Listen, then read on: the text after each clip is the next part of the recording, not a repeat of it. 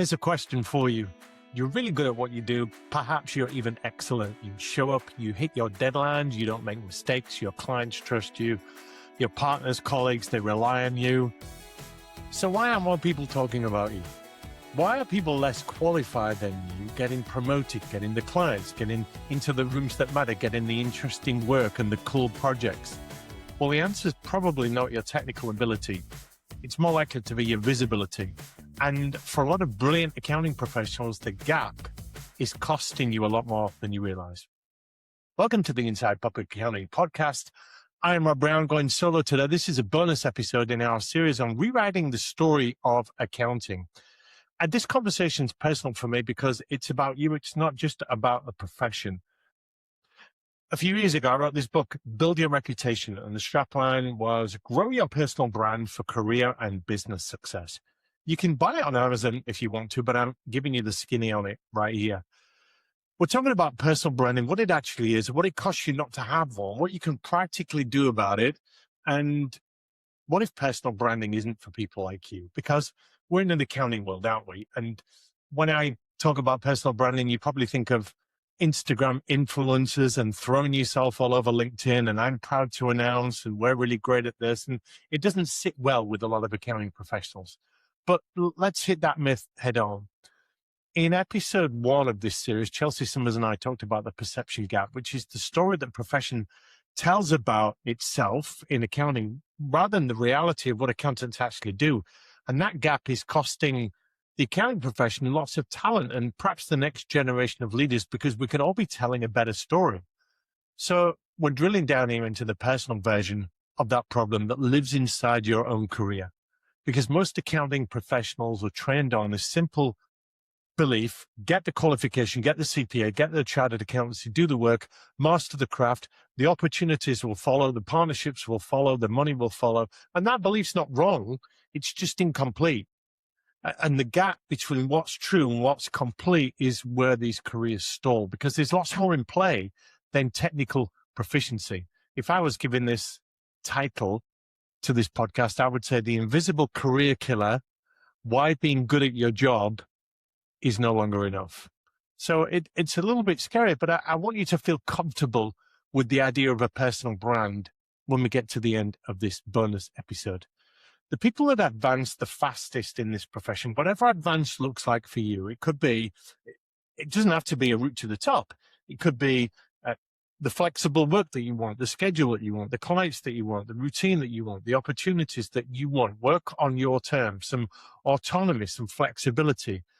So that's what I mean by advance. The people that can trade career capital for those kind of openings are the ones that have a strong personal brand. They're not always the most technically gifted people in the room. They're the ones who are known, they're trusted, and they're visible.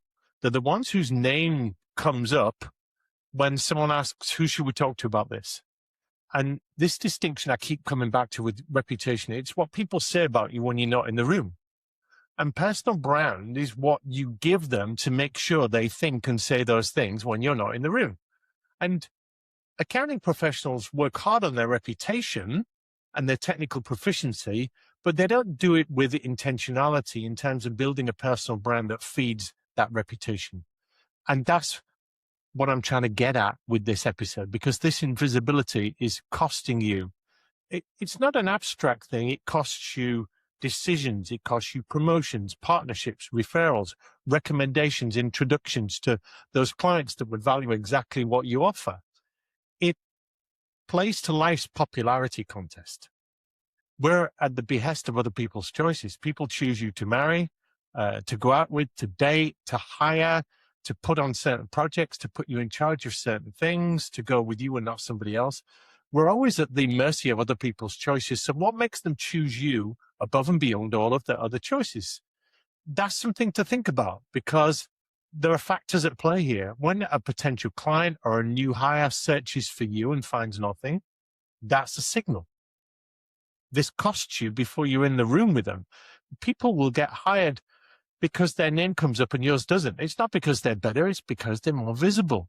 So invisibility is hurting your career, and visibility becomes a strategy for survival and even opportunity. And it costs you inside your own firm too. I'm not exclusively talking about external visibility here. Think about inside your own firm, depending on how big it is. But if the only people that know how good you are the ones that work directly alongside you, then your circle of influence is small. Your influence effectively stops at the edge of your immediate relationships and connections. So you become essential to a small circle and invisible to the wider conversation. So when I wrote this book, the pattern kept repeating itself. Professionals who manage how they're perceived build more career capital, attract better opportunities. They stay relevant for longer, not by playing games and being out there, but by understanding that reputation is a process or a system. You can run it deliberately or you can leave it to chance. And we don't want to leave it to chance. We don't want to be at the mercy of other people's choices if they're making the wrong choices. A lot of accountants are brilliant but anonymous. The accounting profession is full of technically super smart people that are unknown outside their immediate circle. And in a world where AI is compressing technical advantage, consolidation is homogenizing these firms' brands, anonymity is a risk to you, to your firm. When people leave what you do, what's going to make them think of you first, above and beyond all of their other choices? And I know you're thinking, I'm not an accountant. Personal brand is for consultants and coaches and influencers and trainers and podcasters and people like that. People who are comfortable talking about themselves, not for accounting professionals like me.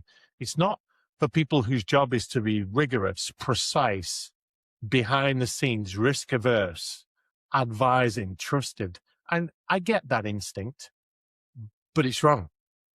Personal brands has got nothing to do with personality type.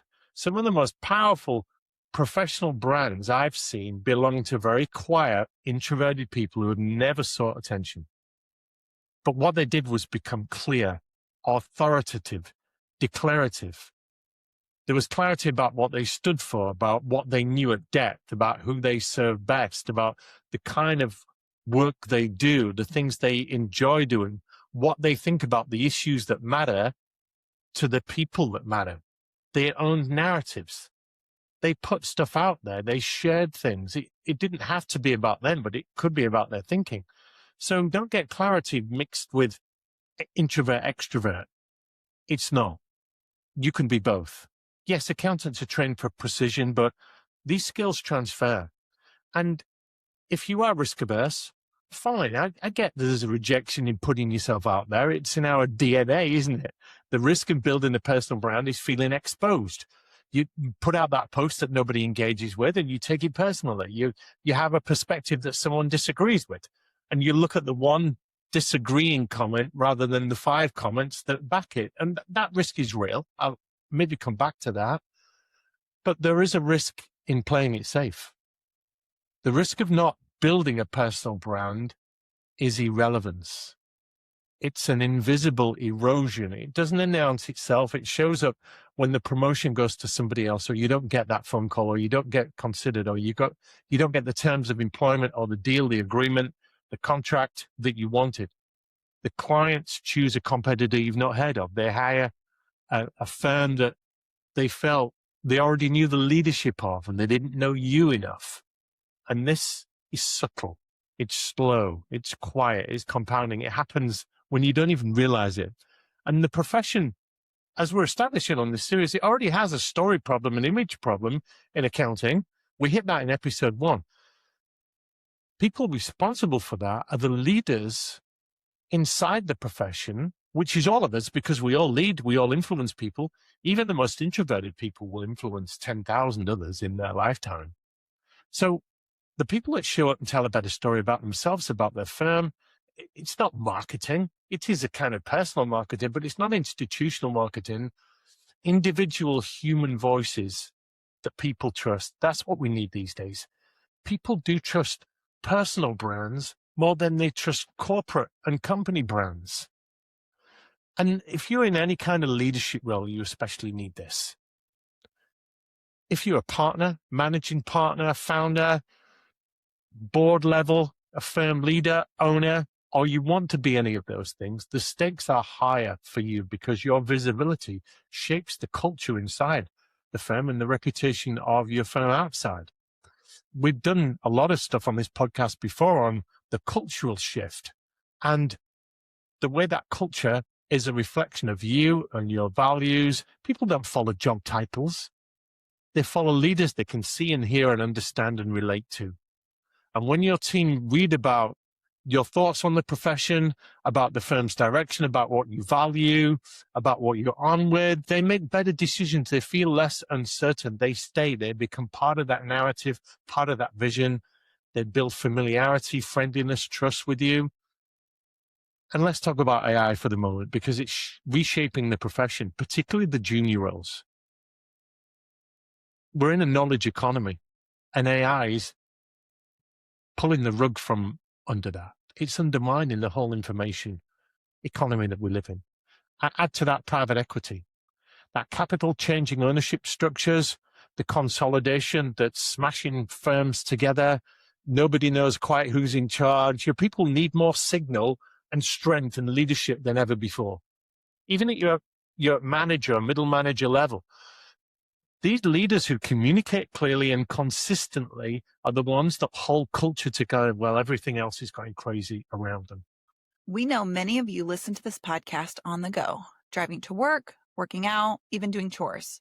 Now you can get CPE credit for that time. With Earmark, you can earn free NASBA-approved CPE for listening to the Inside Public Accounting podcast. After you listen to an episode, take a quiz, and your certificate will be ready. Earmark has courses for everyone in your firm, from staff to partners. Get started today at earmark.app or download the free app on the App Store.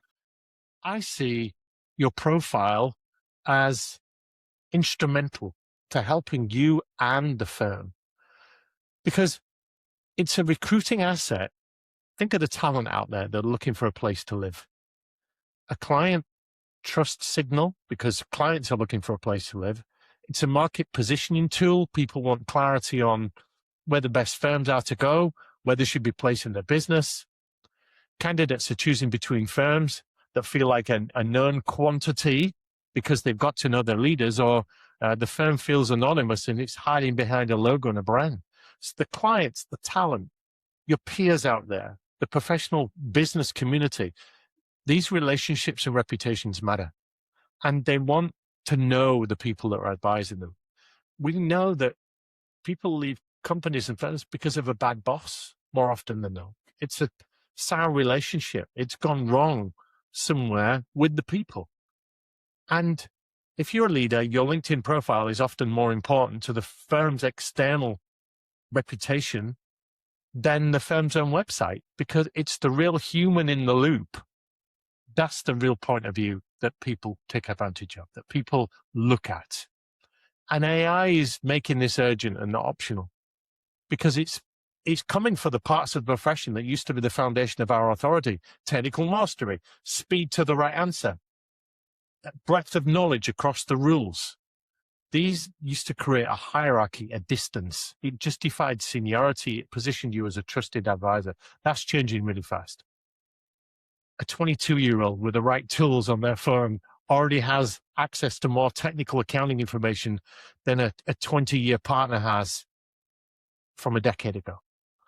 AI doesn't make this expertise worthless. It just makes this expertise insufficient on its own as a differentiator in the job market, in the client market. What AI cannot replicate is judgment, trust, relationship, navigating complex, multi-people, messy scenarios. That's where you have an advantage. And that credibility comes from being known as somebody whose perspective is worth seeking out. This is what your personal brand projects and protects. This technical layer of authority gets compressed with AI, and the human layer has to be more deliberately built, more clearly communicated. The leaders like you who thrive in the next few years are not going to be the ones who work the hardest on you the most. They're going to be the ones who are trusted the most and visible the most, and make sure the right people know why. So as I wrap this up, what are you actually going to do about this? Hopefully I've convinced you to be more intentional, purposeful, mindful of your reputation and of your personal brand, and of not relying on your job role or title or the firm to build that for you. You've got to do it yourself. So let's get practical. I know you're busy. You don't need a content calendar. You don't need a social media profile. You just need a starting point. So in your quiet GPT or Claude moments, insert the AI of your choice, but you can get it to coach you on this. You used to have to ask people on this, but think about what you want to be known for. It's not everything that you're good at, but 1, 2, maybe 3 themes, 3 territories, 3 topics where your expertise, your experience, your genuine point of view come together. These things that really light you up. These things that you get excited about, that you care about, that you're particularly good at, that you find easy that other people find difficult. And if someone in your market said, I need to speak to the person who really understands X, what is X? That's your lane. You pick it and you stay in it. Yes, you can do other things. And it might involve a certain niche, a sector, a vertical, a kind of person that you serve. But first, decide what you want to be known for. What kind of things do you want to be speaking about, or asked to speak about, or invited to podcast about, or be writing about, or thinking about? Second, start with LinkedIn. It's not ideal. It's not the perfect platform. There are a lot of things I don't like about LinkedIn. But for accounting professionals, it's the most professional, the most relevant place that your clients, your recruitment targets, your peers, your profession's key voices, this is where they mostly spend their time. Not on Instagram, not on TikTok. That's a social thing. Not on X, not on Facebook. 1 post a week on LinkedIn with a genuine perspective beats 5 tweets that say nothing. You don't need to be prolific. You don't need to post selfies of yourself. You just need to be consistent and worth reading. And if it interests you, it's going to interest some other people. So what does that look like practically? Share what you're observing in your market. Look at the news and make a comment on it. Name a pattern that you're seeing across client conversations. Talk about your conversation of the week, your deal of the week, your win of the week, your celebration of the week, your lesson learned of the week. Take a position on something that's actually being debated in the profession. You don't have to be controversial. You don't need to have a view, but you've got opinions. And you can comment on what others are saying. So this is a third thing you can do. So let's just recap. First, decide what you want to be known for. Second, start with LinkedIn. Third, think about some topics. What other people are saying. It doesn't have to be your topics, but your opinions, your insights, your viewpoints, your perspectives.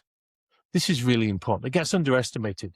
When you comment thoughtfully on a post from a senior voice in the profession, adding something they didn't say or making a counterpoint, connecting their point to something you've already seen, you're building a presence in a conversation that already has an audience, and you're doing it as a peer. You're not doing it as a broadcaster. So you can pick stuff that people are already working on and comment on that. Another thing you can do is curate content. So you bring in cool stuff from other places. It's not necessarily your original thinking, but you are original in synthesis. So you might bring things together, or you might look at 3 posts on the same thing, or a deal that's been done and you get 3 different perspectives, or you find 5 things that people get wrong in trying to keep independent in a private equity will. Whatever it is, I'm making this up, but you know best.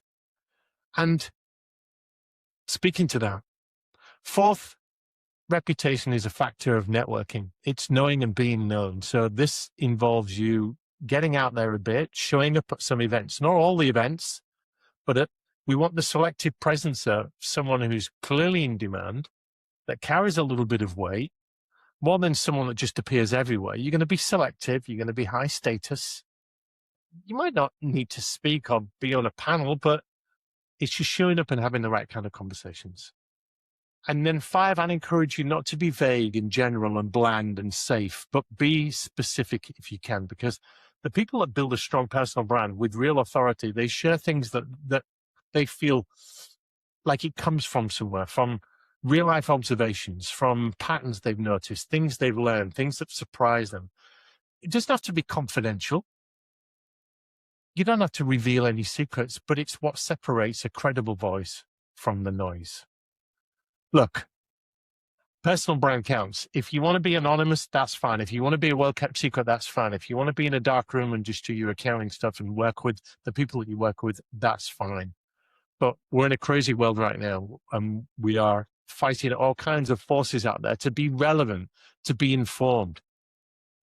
Don't worry about rejection.